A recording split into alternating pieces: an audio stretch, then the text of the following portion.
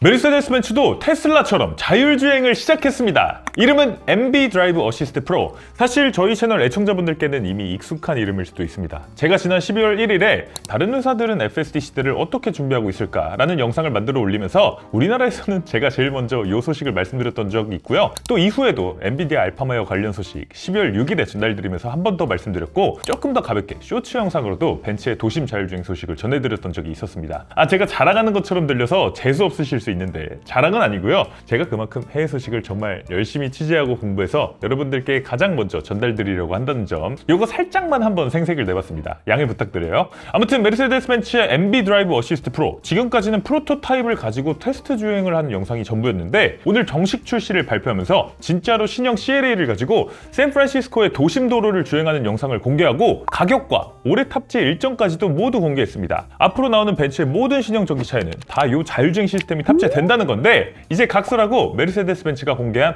MB 드라이브 어시스트 프로가 어떤 수준인지 바로 한번 살펴보도록 하겠습니다. 일단 메르세데스 벤츠가 글로벌 보도자료를 통해서 정식으로 공개한 MB 드라이브 어시스트 프로, 미국 샌프란시스코 실 도로 주행 영상부터 살펴보도록 하죠. 일단 테스트 차량은 CLA 250 플러스, CLA 전기차 중에서는 가장 기본 모델입니다. 기본 차에다가 센서를 여러 가지 붙여서 자율주행차로 튜닝이 된 그런 모델이 아니라 진짜로 CLA 양산차 모델 순정 그대로입니다. 그래서 차에 기본적으로 카메라 10개, 레이더 5개, 초음파 센서 12개가 장착돼 있고요. 엔비디아의 듀얼 오린 칩이 들어갑니다. 오린 X 칩이 2개가 들어갔다는 거고요. 최대 508톱스, 초당 508주번 연산 수행이 가능하다고 합니다. 물론 진짜로 이 칩 2개가 동시에 운전을 어떻게 할지를 판단하는 건 아니고, 둘 중 하나는 리던러시, 이중 안전장치 역할입니다. 그래서 칩 A가 운전하는 동안 칩 B는 이 판단이 안전한가를 끊임없이 감시하고 크로스 체크하고, 만약에 칩 A가 고장나거나 오류를 일으키면 칩 B가 즉시 개입해서 차의 제어권을 가져오는 그런 역할을 수행합니다. 엔비디아의 헤일로 안전 시스템이라고 하는 건데요. 아무튼 그래서 실제로 AI가 운전을 할 때의 연산 성능은 254톱스로 보는 게 맞을 것 같습니다. 그래도 훌륭한 수준이죠. 아무튼 샌프란시스코의 랜드마크 골든게이트 브릿지를 주행하고 그 뒤에 터널도 빠져나오고, 그 뒤에는 중앙선이 구분되어 있지 않고 양쪽 길가에 차들이 주차되어 있는 일상적인 도로에서 주행하는 모습도 나옵니다. 오, 토요타 툰드라가 지금 비상등을 켜고 정차해 있는데 깜빡이를 넣고 툰드라를 추월했다가 주행해야 되는 도로의 오른쪽으로 돌아와서 다시금 주행을 이어나가는 모습을 보여줍니다. 반대편에서 대형 청소 차량이 오는데 트럭하고 거리 여유가 많지 않은 상황이었거든요. 이런 상황에서도 과감한 판단을 했습니다.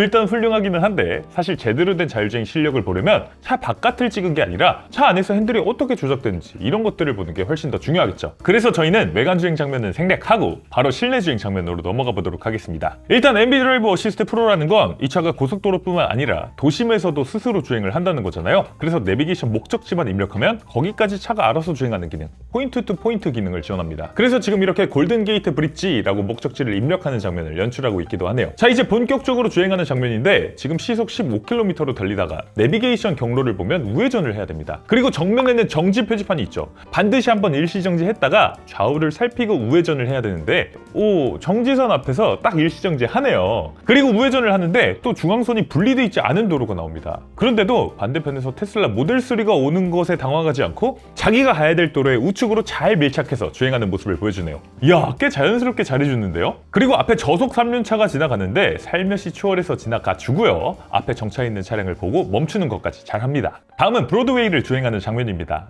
제가 여기가 브로드웨이인 걸 왜 아냐면, 여기는 제가 마침 작년 12월에 저희 PD님하고 샌프란시스코에 갔을 때 주변에 소토 마레라는 이름의 이 샌프란시스코 이탈리안 맛집이 있어가지고 찾아갔던 길이기 때문에 그래도 한번 가봤다고 눈에 익은 길이네요. 아무튼 지금 자동차 신호가 빨간불에서 초록불로 바뀌었는데, 앞에 노인분께서 걸음이 느리셔서 아직 횡단보도를 다 건너지 못하셨어요. 보행자 보호를 위해서 출발하면 안 되는 상황이죠. 옆에 같이 서 있던 렉서스 RX는 먼저 가속해서 부앙 하고 출발해 버립니다. 지금 그래서 이 벤츠도 따라서 슬금슬금 출발하는데, 그러다가 이 노인분께서 완전히 인도로 진입한 시점에서 본격적인 가속을 해서 주행하는 모습을 보여주네요.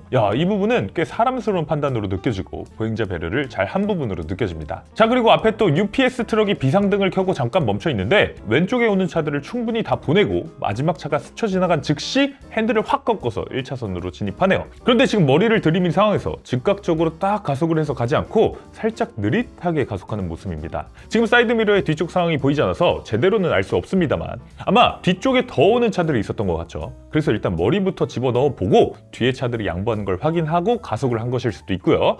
만약에 뒤에 차가 없는데도 그냥 가속 명령이 늦은 거라면 조금 아쉬운 부분이라고 할 수도 있겠습니다. 아무튼 트럭을 피한 다음에는 다시 2차선으로 복귀해서 정상적인 주행을 이어나갑니다. 그리고 지금 운전자가 핸들에 계속 손을 이렇게 대고 있는 장면이 나오는데 이건 테슬라의 FSD와 완전히 다른 부분이죠.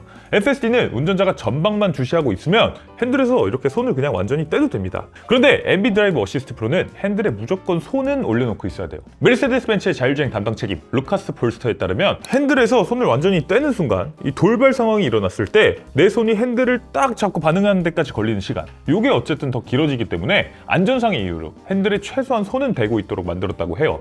물론 핸들 림에 정전식 센서가 들어있기 때문에 내가 살짝 이렇게 손을 스쳐만 놔도 되기는 하지만 어쨌든 벤츠는 조금 더 보수적으로 접근을 한 것 같습니다. 사실 지금 테슬라 FSD도 감독형이고 완전 핸즈프리이기는 하지만 어쨌든 내가 운전을 완전히 100% 차한테 맡겨놓고 내가 뭐 핸드폰을 하거나 뭐 딴짓을 할 수 있는 건 아니기 때문에 MB 드라이브 어시스트 프로에서 핸들에 뭐 손 살짝 이렇게 스쳐서 얹어놓는 게 그렇게까지 부족한 점이라고 생각되진 않네요. 자, 그리고 또 샌프란시스코의 다양한 도로에서 주행하는 장면이 나오는데요. 제대로 안에서 바깥 상황을 확인할 수 있는 영상은 여기까지고요. 마지막으로 한 가지, 샌프란시스코의 그 유명한 롬바드 스트리트에서 주행하는 외관 모습이 살짝 나옵니다. 인사이드 아웃 같은 영화에서도 나오면서 관광객들도 많이 찾는 곳이죠. 저희도 작년에 관광차 갔었습니다. 여기가 경사가 16%, 헤어핀 커브가 8개인데 워낙 좁고 꾸불꾸불하고 가파른 도로다 보니까 테슬라가 FSD 베타 시절부터 우리 여기서도 된다 라는 본인들의 기술력을 과시하기 위해서 주행했던 도로이기도 하죠. 그 상징적인 도로를 벤츠 MB 드라이브 어시스트 프로도 주행을 했다는 건데요.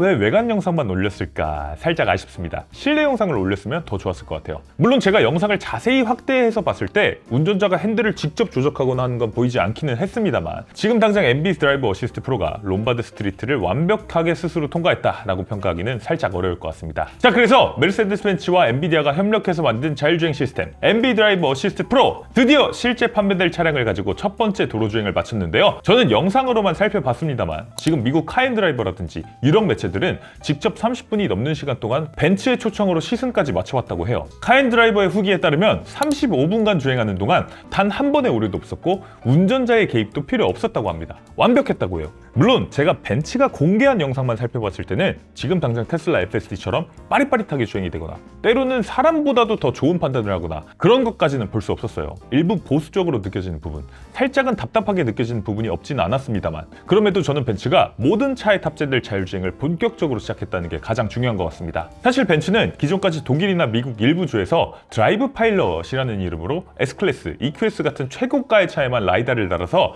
시속 95km까지 고속도로 핸즈프리 주행을 지원했습니다. 그러다 보니까 한계가 명확했죠.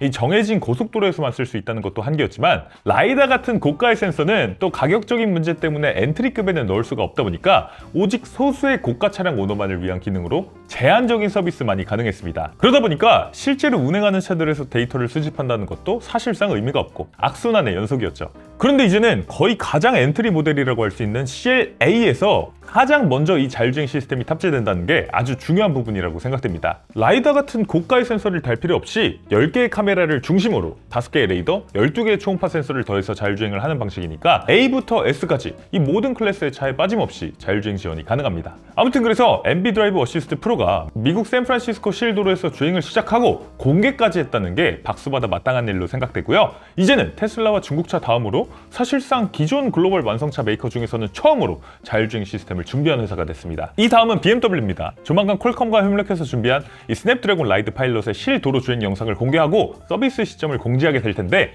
역시 BMW에는 조금이라도 질 수 없는 벤츠가 자율주행 경쟁에서도 선수를 쳤네요. 올해 하반기부터 미국을 시작으로 자율주행 기능을 순차적으로 오픈할 예정이라고 하고요. 지역별 규제에 따라서 오픈 속도는 더 빨라질 수도 있고 느려질 수도 있다고 합니다. 제발 우리나라는 좀 빨리 들어올 수 있으면 좋겠고요. 구독료는 일단 3년에 $3,950. 이대로면 테슬라 FSD보다 비쌉니다. FSD는 지금 일시불이 $8,000죠. 그런데 이건 무제한 기간 상품입니다. 그래서 월 구독료 $99를 기준으로 곱하기 36개월을 해보면 $3,564가 나옵니다. 그러면 MB 드라이브 어시스트 프로가 $386 오히려 더 비싸요. 이야, 자신감이 지금 상당한 것 같습니다. 물론 이 가격으로 구독하실 분들은 많이 계시지 않을 것 같고 있고 대부분 월 구독 방식을 선택하실 텐데요. 메르세데스 벤츠도 추후 출시 시점에 월 구독 방식을 오픈하고 구독료도 그때 가서 정한다고 하니까 과연 최종적으로 얼마로 나오게 될지 두고 봐야 될 것 같습니다. 그러면 메르세데스 벤츠가 갑자기 어떻게 이런 자율주행 시스템을 갖추게 됐나? 사실 벤츠에 탑재되는 옵션 이름은 MB 드라이브 어시스트 프로지만 요건 엔비디아 드라이브 AV라는 시스템이 통째로 들어간 겁니다. 엔비디아 드라이브 AV는 자율주행을 위한 토탈 패키지입니다. 그러니까 지금 솔직히 테슬라나 중국차 일부 제외하고 다른 회사들, 기존 자동차 회사들 자율주행 개발 지금 늦었잖아요. 뒤처졌잖아요. 지금부터 다 스스로 개발하려고 하면 그거 못합니다. 그러니까 엔비디아가 아유 고객님 그러지 마시고요. 드라이브 AV라는 패키지 하나 따라서 그냥 자율주행을 해결하세요 라면서 팔고 있는 겁니다. 하드웨어랑 소프트웨어를 같이 이 드라이브 AV라는 패키지로 묶어서 공급을 하고 있는 거예요. 먼저 여기 들어가는 하드웨어는 자율주행 전용 슈퍼컴퓨터 칩셋입니다. 우리가 흔히 말하는 엔비디아 오린 X 칩 혹은 차세대 엔비디아 토르 칩 이런 것들이 여기 포함되죠. 사람으로 치면 두뇌입니다. 그래서 차가 카메라에서 수집하는 데이터를 보고 실시간으로 처리할 수 있는 하드웨어라고 보면 돼요. 그러면 이제 두뇌는 갖췄으니까 여기에 실제로 지능을 심어줘야겠죠. 요게 소프트웨어고 자율주행 AI를 말하는 겁니다. 여기 들어가는 자율주행 AI는 카메라가 본 영상을 분석해서 차선을 선택하고 좌회전 우회전하고 보행자 지나가면 양보하고 이런 판단들을 하는 엔드투엔드 AI예요. 영상을 보고 내 차 주변을 이해하고 사람처럼 의사결정을 하는 겁니다. 요즘 다른 회사들도 다 그렇게 한다고는 하는데 엔비디아는 이 자율주행 AI를 알파마요로 훈련을 시키기 때문에 강점이 있다는 겁니다. 그러니까 알파마요라는 건 직접 차에 들어가는 게 아닙니다. 차에 들어가는 자율주행 AI를 훈련시키는 선생님 역할의 AI인 거예요. 그래서 이걸 오픈소스로 제공한다는 건 마치 스마트폰에서 안드로이드 진영 같은 걸 만들겠다는 겁니다. 물론 오픈소스라고 하지만 실제로 이걸 상업적으로 사용하기 위해서는 그러니까 알파마요를 갖고 실제로 자율주행 시스템을 만들어서 소비자들에게 돈을 받고 팔기 위해서는 엔비디아의 비용을 지불해야죠. 공짜는 아닙니다만 그럼에도 자동차 회사들 중에 그동안 자율주행 대비 하나도 안 되는 회사들이 알파마요만 다운받으면 이 안에 기본적으로 차에 들어가는 자율주행 AI를 훈련할 수 있는 선생님 AI가 들어있고 또 1700시간이 넘는 실주행 데이터도 있고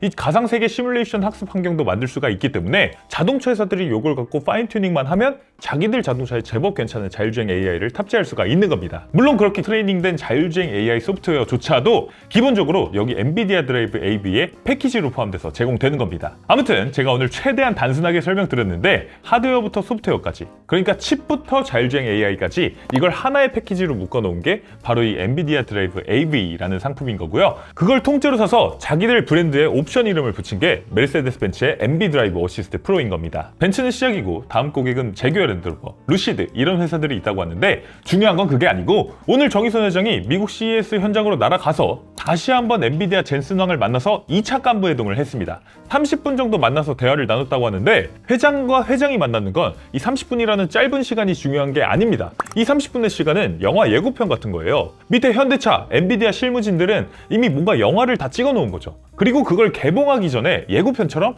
두 회장이 만나서 2차 간부 회동하는 장면을 연출하는 겁니다. 물론 아유 저거 너무 시나리오 쓰고 있네 라고 하실 수도 있습니다만 현대차에서 조만간 자율주행 관련 중대 발표가 있다고 하니까 조금만 더 기다려보면 재밌는 소식이 쏟아질 것 같습니다.